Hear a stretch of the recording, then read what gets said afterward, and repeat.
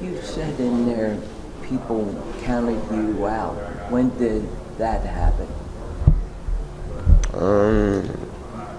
First of all, I just want to thank God to be here. But I mean, it's been a mixture. I mean, it's been since I was been kind of a kid growing up in Southern California. Just having, I wasn't very highly recruited going early on in my high school recruitment. A lot of people overlooked me and didn't give me a shot until I went to the Elite 11 and kind of showed people what I can really do. So that's kind of where it started when it comes to football. And then really when I got to school, no one really thought I would really play good at Ohio State, I felt. Especially even in my hometown, people told me it was too big for me and I wouldn't be able to outstand the pressure or things like that. And but for me, everything it's kept me grounded though, because I mean that wasn't God's plan, so that's what I'll just roll on God's plan. You talk about getting to know Stetson in New York City, kind of some of the things maybe y'all talk back with him about football, about his life. Now, what were those conversations like with you guys? Yeah, it was a little bit of both. Stetson's a good dude. He definitely comes from a great family. Met his mom and dad and his little brothers and things like that. And they're all about the dogs, so you know that when you see him. So he's a good dude though, man. We had a great conversation just about ball and about life, and definitely wish him plenty of success in his career. And I think that he'll do great things, man. He's always kind of been an underdog too, and people was counting him out, but he just kept answering the bell and kept showing up. So respect to him. I'm about to ask you, what do you think about his story right now? I mean, he's one of these guys probably could run for governor of Georgia one day, but he's already won a national title. Yeah, he's amazing, bro. You look at what he does. I definitely think that even he'll tell you this, it just wasn't him. I think the people around him has kept him grounded, and they believed and trusted in him. That's definitely something that you need as a football player, because you second guess yourself a lot in this type of lifestyle. So I definitely think that it hasn't just been him in this game, and his parents have done a great job. His little brothers done a great job of keeping him uplifted and things like that. So hats off to them. CJ, what makes him back a good receiver? Like I said, this is work ethic, the way that he approaches the game like a pro.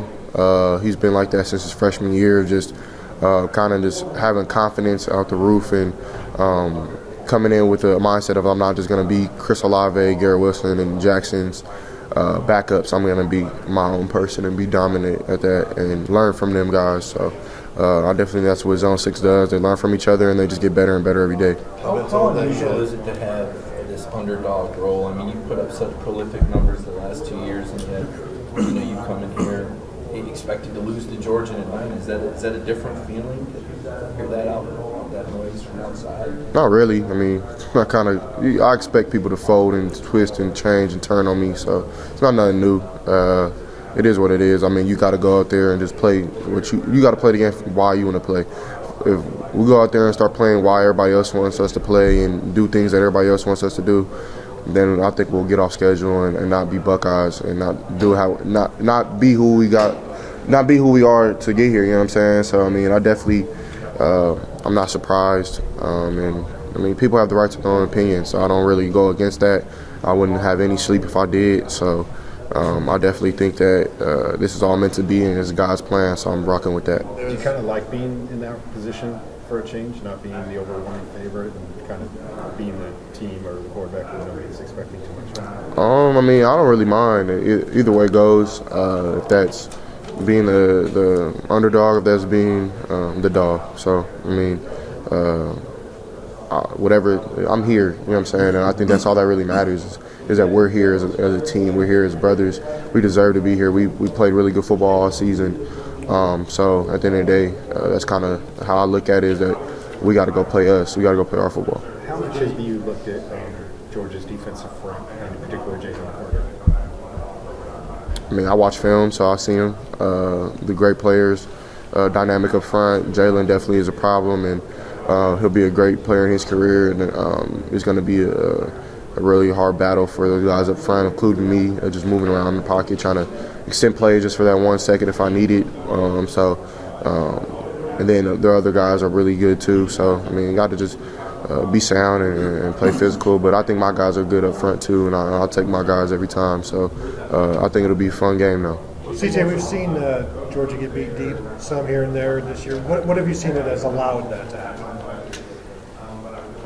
I don't really think I'm in a position to talk about why they get beat deep. I'm not a coach. But I mean, to me, like, college football is college football. I haven't played anybody terrible in college football ever. Even playing against, like, people when we played Toledo, I was walking in the hotel and they were like, "We're gonna beat them by 80." Like, yeah, we might, you know what I'm saying? But you got to go out there and play football. Like, you don't know what the dynamic is. So if football is into the game, we just go out there and win. You just go out there and play, and things just happen. So I don't know why they get beat on some of the deeper balls and things like that. But I do know that they are good, and we have to be sound with what we do. So I don't know if that answers your question, but football isn't just I see it and I do it type of thing. It's like you got to go out there and take it. It's not something that's just given to you. You have to go out there and take it from somebody. So I definitely think that that's something that we have to do, is be able to be dynamic in the pass game. But we got to find, if that doesn't work, then we have to find another way to win. So I definitely they'll probably focus in on that, because I think that's what we're really good at. So What's the most impressive play you've seen from Emeka that maybe the world has practice that we haven't seen? It's been so many. Like, practice is kind of cooler than the games, honestly. Nah, this is the truth. Honestly, I don't know. He's had a lot of crazy one-hand catches, a lot of crazy toe taps, like on the sideline. Really, all of them really have. They're kind of wild. He had one this past week on the sideline.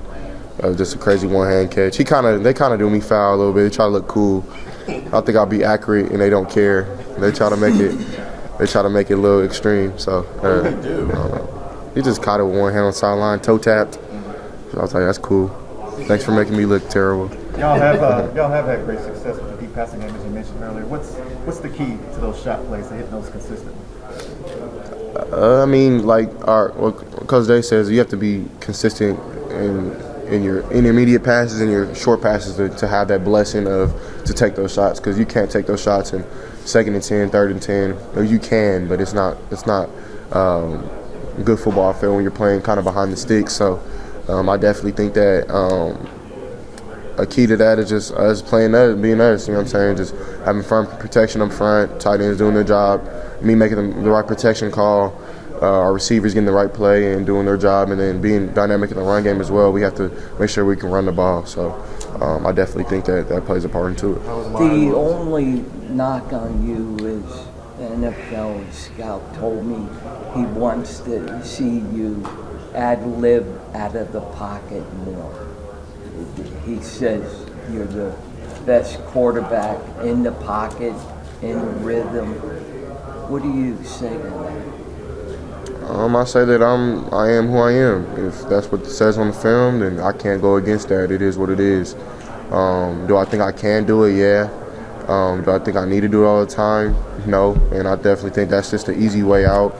But like I said, if whatever I have to do to win the game, I'm going to try to do it. You know what I'm saying? So I definitely think that if that's somebody's thought, everybody has a right to their own opinion, but I think I am one of the best quarterbacks in the country, and I think I've proven that 2 years in a row. And I mean, whatever that means, I don't know. Hopefully that answers your question, but I don't know. I'll see y'all on Saturday. You guys can't think about the way else you play Buckeye. And I could just echo that. What is Buckeye football to you? What does it mean to play Buckeye? That's a great question. I mean, I think just number 77 being number 77 on the left tackle side, DeJuan being DeJuan, Luke being Luke, Matt being Matt, Donnie being Donnie, K being him. Really just being on everybody be themselves. No, we don't need nothing extra. We don't need nothing crazy.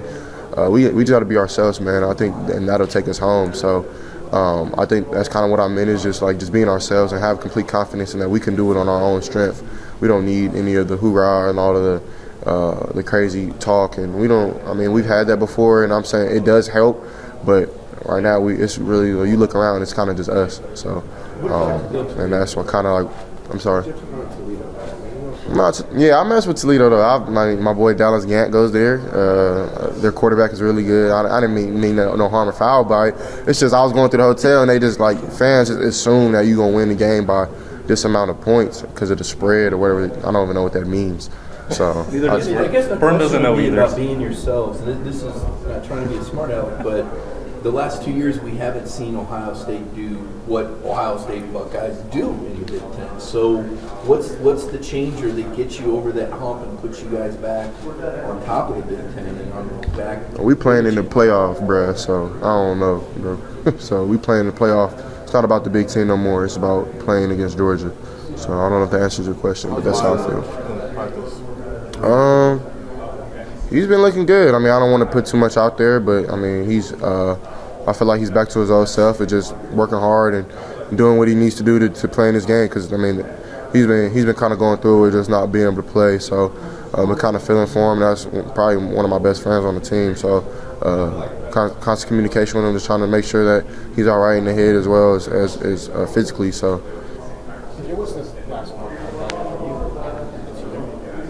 It's been just working hard, kind of just licking our wounds, getting ready for this game, and but I think we deserve to be here. So just been a mixture of both, and just trying to stay level-headed and including just really focusing on what we have to do now, not focusing on the past. And like Brett said right here, I mean, we lost the game and we didn't win the Big Ten championship, which was one of our goals. But like God works in His ways. They're not mysterious ways, in my opinion. They're in His ways, and they're better than our thoughts. So I definitely think this is His plan for us to get to our last and third goal, and I definitely think that's the path that we're on. CJ, Becca talked about how playing in the slot and playing outside can be physically different week to week to week and team to team. How impressive is it that he's been able to do so much with this offense and just been asked week to week to play slot, play outside, take a jet sweep? How impressive has he been for you? It's been really great. He's done a lot of hard work. Like Coach Wilson said, he's a hell of a practice player. He practices his butt off. So I mean, it's kind of cool to see him kind of be able to go from practice to a game, and he has to get a lot of treatment and things like that because, like you said, it's physically demanding playing both in the inside and the out. So, but I definitely think that he has a talent. He's a God-given talent for it, and he's shown it time and time again that he's able to do such. So. CJ, have you seen the young receivers step up with the time they've had in bowl practice? Yeah, I mean, some of the young guys have done a great job. Caleb Burden has done a hell of a job. He's gotten a lot better. Reese Stocksdale has done an amazing job really all season. Reese is in there whenever Marvin and Emeka are. So somebody who I definitely think that will have opportunity to play in his career here, and somebody who I'm excited to see play because he can play and he's very fast. That people don't give him credit for. So Reese has done a hell of a job, and JB has stepped up and become a lot more mature and stepped up and is going to continue to do great things. And some other guys are still trying to find their way. Kojo is doing good too, along with Keon, and they're just getting their feet wet some more and some more. So excited to see them in their career. Is it important for you guys going into this game to have more depth at that receiver position? Yeah, I mean, that's always the plan, is to have complete depth, and because I mean, at the end of the day, you never know what can happen, God forbid. So you got to be able to.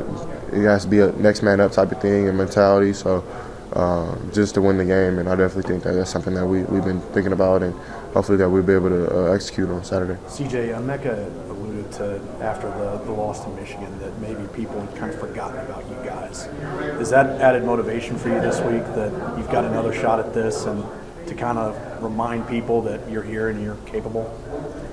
I mean, right now the focus is on Georgia. Like, whatever happened. And, of course, I'm going to keep that between us and our team because, I mean, we're the ones going through it. We're the ones in the Woody, night in, night out, early mornings, late nights. So, I mean, people might think they understand, but I don't think people really give us the credit of the work that we put in just to win football games. And when it doesn't happen, it's hard on us, you know what I'm saying? So at the end of the day, we have to be in our shoes and be in the moment and focus on Georgia. So, I mean, that's kind of been the mindset. And, yeah, do I think people are counting us out? Yeah, but this is the first time. So excited to just play on Saturday. CJ, when you guys go full tempo, what's the risk reward of doing that more maybe than you did this year? As in, like play? Just push, yeah. I want to know how. I'm thinking of what happened 2 years ago and how quick Justin was able to go against Clemson. Like, would you like to do that? What are the drawbacks to doing it? I'm not trying to get the game plan for Saturday. Just all right. I mean, tempo in its own light is just kind of just playing fast and just making sure that you're playing fast and they're not. So, I mean, it's kind of like the mindset, or at least my mindset during that. And from a quarterback like me, I like it at times, and sometimes I like just seeing the defenses. I think that's what I'm good at, is reading defense and seeing coverage and seeing where my matchups are and where I have to go with the football. But in tempo, they do have their advantages of just getting lined up fast and moving fast, and that kind of makes a defense, I think, get on their heels, excuse me. And if I think that answers your question. Yeah. Like, it kind of is a disadvantage and an advantage for both sides. It feels like with you and the way that Coach Dave operates, you just like the ability to do both. Like, to do some tempo occasionally and change gears, I guess. That he views that as the weapon to throw different looks at opponent and not just let them get, okay, well, they're going Right. the entire time. I mean, maybe they could adjust to that more. Right, yeah. Teams are very talented in college football now, especially when you throw the portal into it. Like, we play Arkansas State this year, and that's another game people thought we were going to win by 100. But I mean, they're a good football team. Like, their corners did a good job. Their linebackers were dynamic. They were sideline to sideline. So it's something that I think that you have to kind of mix in there, because it's hard just to line up and just play. Sometimes you have to be able to have an advantage in another form or facet. So if tempo is that for that week, then that's what we'll use, or if it's another thing. So something that we definitely been trying to be better at. What do you see Georgia from any East more Georgia? multiple than what you've seen as far as what they do defensively? I'm sorry, you said that one time? Is Georgia any more multiple, or do they do some things especially well defensively? I mean, multiple, I'm not sure what you mean by that, but I The mean, amount of coverages that they'll typically play in a game, fronts, pressures, exotic blitzes, those things. yeah, they have a mixture of things of where they go 3 down, they'll go 5 down, they'll go 4 down. They'll bring some blitzes that are unique, and then they'll have a lot of coverages on the backside that marry up to those blitzes. So they have some simulated pressures and some things like that. So just got to be sound and watch film and make sure that I know. But I'm pretty sure they'll bring something exotic that I haven't seen on film yet, and just have to be ready for that and have a plan for it. So that's kind of like my mindset on that. They do a great job whenever they do. How key are their inside linebackers to their defense? They're really good. They're very big, sideline to sideline. They do a great job of communication. They do a lot of stemming, so the communication has to be really loud, and they stem their fronts to 4 down, to 5 down, and things like that. So it's something that we have to definitely be prepared for, making sound IDs and calls to make sure that, I mean, we're executing offense at a high level. At the podium, you talked about your recruitment, how close Georgia was. I mean, what did Coach Smart mean to you during that process, and do you still keep in contact with some of the guys that could have been your teammates? Yeah, I mean, Coach Smart was a great dude. Met his family. Had a really cool experience with them up in Athens, and appreciate them for taking their time on me and recruiting me. Definitely was a close second. I was really intrigued by what they were doing and how a quarterback like me would fit in that team, really, because their defense has always been really good. I don't think they've had really a dynamic passer except for Matthew Stafford and now Stetson. So, I definitely think that I mean, it was a heavy experience just to be able to get recruited by an SEC team, and something that I had a goal of, and really did appreciate them taking their time with me. And but I mean, I'm glad that I'm at Ohio State. CJ, every time somebody talks about you guys against Georgia, they point to the Tennessee game. Is there another game that you watched on film that you think maybe more resembles what you guys do rather than Tennessee? It seems like Tennessee just wants to take the top off. Right. It's not really what you guys do. Right. I agree. Tennessee, yeah, they're a hell of a team. I definitely did some great things this season, and but for us, I mean, I think we have a mixture of a lot of different weapons and things that we can do. A game on film that I think that it kind of marries up to us. I don't think anybody can kind of marry up to us, but I definitely think that LSU did a good job. Even Vanderbilt has some receiver things that they did that was really good. Georgia Tech had some good plays and good things that they did. So I'm not saying that they're like us in any way or any facet, but I've been watching every game. I've been watching old games and old things just to see like what's going on and things like that. So it'll be a mixture of everything, I feel, but I don't think we can just watch one game like, oh, they did that against them.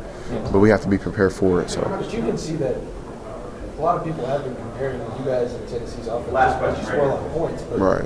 you don't think that you guys do a lot of things similar to stress what Georgia does defensively? No, I don't think so at all. I think Georgia had a great plan against them. I definitely think that Jalen Carter and the D-line played a great game and the pressure had got home, so that's what kind of made it hard. But yeah, I mean, I think people were probably just saying that because they have a quarterback that can throw it deep down the field as they think I can, and they have dynamic receivers like we do. So, but I think we're a little bit different, you know what I'm saying? So I think we'll try to do that.